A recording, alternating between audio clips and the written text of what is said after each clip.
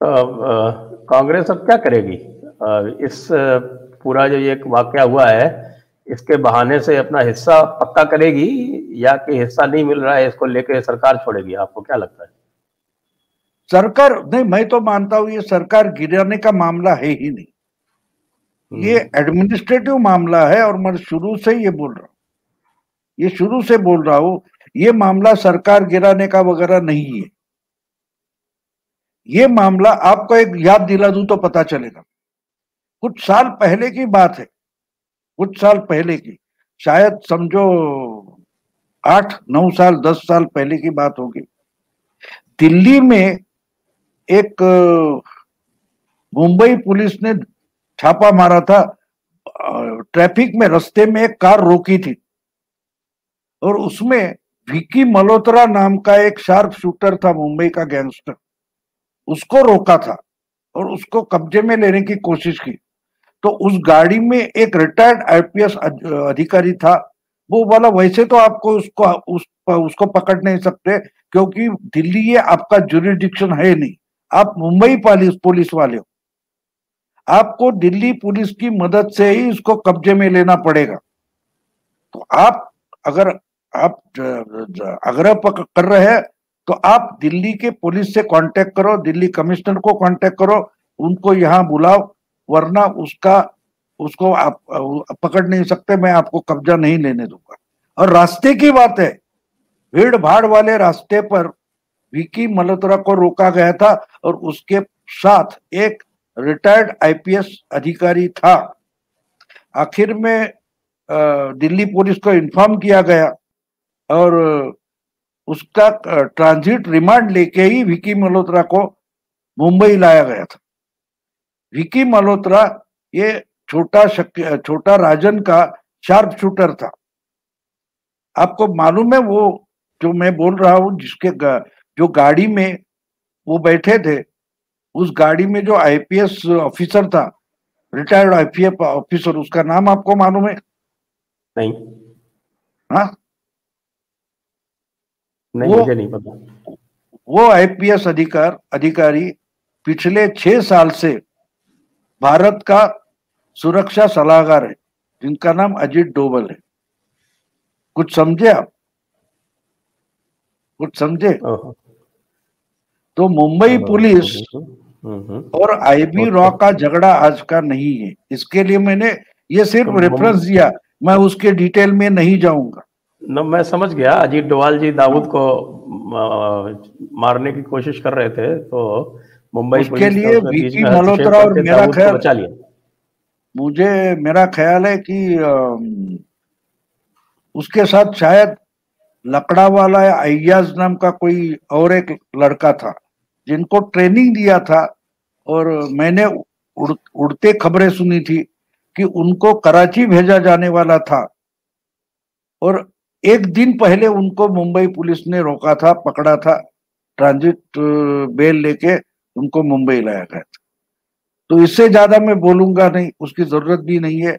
आम लोगों को ये सब बातें समझने की जरूरत नहीं होती, क्योंकि हम जो बात ये ऐसी बातें करेंगे तो जो कुछ चलता है, देश हित में चलता है, उसको बाधा नहीं आनी चाहिए। भले हमारे पास इंफॉर्मेशन बहुत सारी है, लेकिन उस पर जाहिर बातें नहीं करना।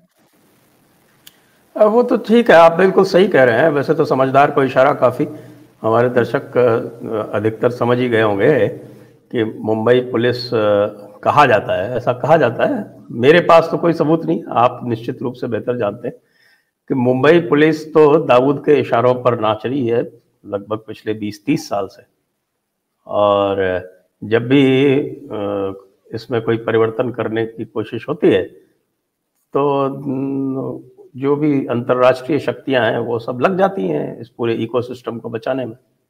बिल्कुल बिल्कुल लग जाती है। देखिए, अब आपको बता दूं कि हमारे होम मिनिस्टर जो है, और 15 साल से होम मिनिस्ट्री एनसीपी के पास थी, फिर इन्होंने कुछ तिकड़म करके सरकार लाई है, फिर भी होम मिनिस्ट्री उनके पास है, इनका ही होम मिनिस्टर है। अब दूसरी बात बता दूं कि पिछले, मेरा ख्याल है 1-1.5 साल शायद पहली बात होगी, कि मुंबई एक बड़ी प्रॉपर्टी का सौदा हो गया था और उस सौदे में इकबाल मिर्ची, जो दाऊद का बड़ा साथी माना जाता है, उसकी प्रॉपर्टी खरीदी बेची गई। उसमें एनसीपी के एक बड़े नेता प्रफुल्ल पटेल का नाम आया था। तो इससे ज्यादा मुझसे बात मत करो, मुझे बोलने की प्रेशर मत लाओ। मैं आपको रेफरेंस दे रहा हूं, इस पर आप उसके क्या बोलते हैं दुआ पकड़कर आप कहां तक जा सकते हैं जाइए, श्रोता भी जाएंगे। मैं उससे ज्यादा नहीं बोलूंगा, इसलिए मैं नहीं मानता कि ये सरकार गिराने की वगैरह कोशिश है। देखिए, राष्ट्र हित में जो इंटरनेशनल लेवल पर गेम चलते हैं वो एक स्टेट की सत्ता के लिए नहीं होते, इसमें बहुत बड़ी। अब देखिए सितंबर में, मेरा ख्याल है सितंबर में मालेगांव में जो हुआ था, तो मालेगांव के संबंध में कर्नल पुरोहित को पकड़ा गया था, साध्वी प्रज्ञा सिंह को पकड़ा गया था, और उसके बाद हिंदू टेरर का नाटक चलाया गया। और बिल्कुल 5 या 6 हफ्ते में अजमल कसाब की टोली मुंबई तक पहुंच गई। कितना बड़ा हादसा हुआ आपको मालूम है। और कर्नल पुरोहित क्या कर रहा था, मिलिट्री इंटेलिजेंस में था। और जितनी कहानी मुझे पता है, ये अकेले के बलबूते पर वो कर्नल पुरोहित ने जो इंफॉर्मेशन निकाली थी, उसे कांडला से लेके कोचीन तक पाकिस्तानी और आईएसआई और दाऊद की सब गतिविधियां तो बंद कर डाली थी। उसको पकड़ा गया और मुंबई में अजमल पहुंच गया। कर्नल पुरोहित बाहर होता तो अजमल कसाब मुंबई में नहीं पहुंचता। आप समझ लो, बस इतना ही बोलूंगा, उससे आगे नहीं जाऊंगा। मैं आपको सब आप और आपके दर्शकों को ये रेफरेंसेस दे रहा हूं, उस पर जाके ढूंढो, अपनी अपनी इंफॉर्मेशन ले लो। मैं तो सब बताऊंगा नहीं। या अच्छा, एक बात समझ लो कि मुझे कोई बताता नहीं, मैं कहां से न्यूज लेनी है उसमें से। देखो, मैं सब न्यूज़पेपर, वेबसाइट, इनको कचरे का ढेर मानता हूं। उसमें से हमको क्या निकालना है? कचरे का जो ढेर होता है उसमें चींटियां होती है, चूहे होते हैं, बिल्लियां होते हैं, कुत्ते होते हैं। कोई गरीब आदमी उसमें से प्लास्टिक या कार्डबोर्ड भी निकाल लेता है, बोतल प्लास्टिक निकाल लेता है। मैं भी वैसा ही क्या बोलते हैं, स्क्रैप कलेक्ट करने वाला हूं।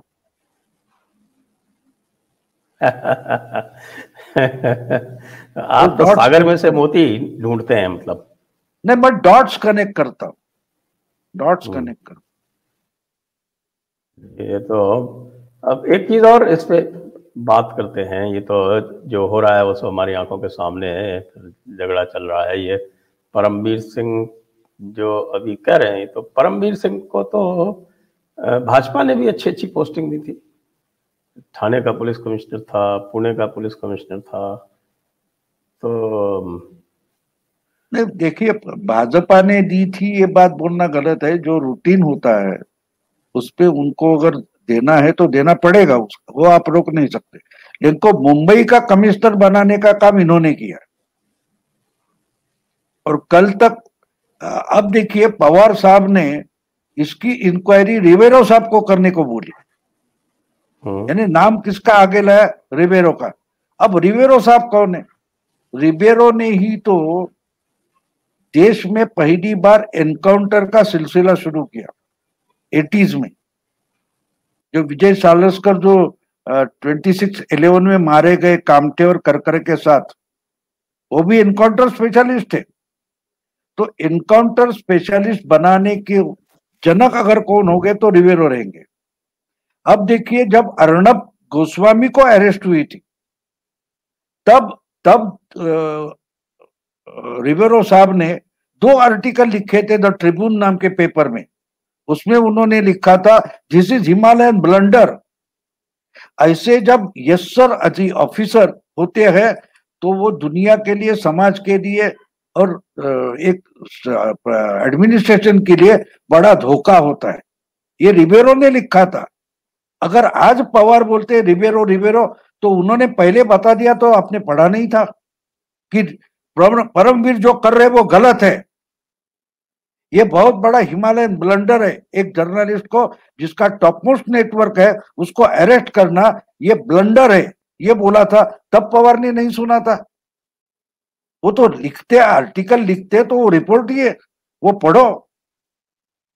और तब अगर अनिल देशमुख का कान पकड़ा जाता तो यहां तक बात पहुंचनी नहीं है। ये पवार को 80 साल के पवार को 73 वाला भाऊतोड़ से कर समझाएगा। 60 साल से आप राजनीति कर रहे हैं, आप बार बार चीफ मिनिस्टर रहे और हर बार खुद पवार ही होम मिनिस्टर रहे जब तक चीफ मिनिस्टर थे। तो इनको पुलिस क्या करती है मालूम नहीं है, इंक्वायरी करने की बात कर रहे हैं। तो रिबेरो आप बोल रहे हो, तो रिबेरो का जो कहना है वो पहले से जाहिर है। आप समझने की कोशिश करो, उससे कुछ उठाओ, समझ लो। रिबेरो आपको बचाने की ही कोशिश कर रहे थे, लेकिन आपको कहां सुनना है। आप तो सामना पढ़ते हो, आप तो सामना पढ़ते हो। पढ़ो, रिबेरो को मत पढ़ो। तो ये तो होना ही था, हो गया, अब चलेगा और बहुत दूर तक जाएगा। ये बिल्कुल छोटी बात नहीं है। एक गवर्नमेंट के गिराने की वगैरह कोशिश बिल्कुल नहीं है इसमें। ये बहुत बड़ा राष्ट्र हित का मामला है। हमारे एडमिनिस्ट्रेशन में जो सड़े गले लोग हैं उनको उखाड़ के फेंकने का मामला है। कंगना बोली थी ना, जो उखाड़ना है उखाड़ो, तब सामने में हेडिंग था उखाड़ दिया। अब सोचते रहे होगे कि क्या उखाड़ दिया और किसने उखाड़ दिया।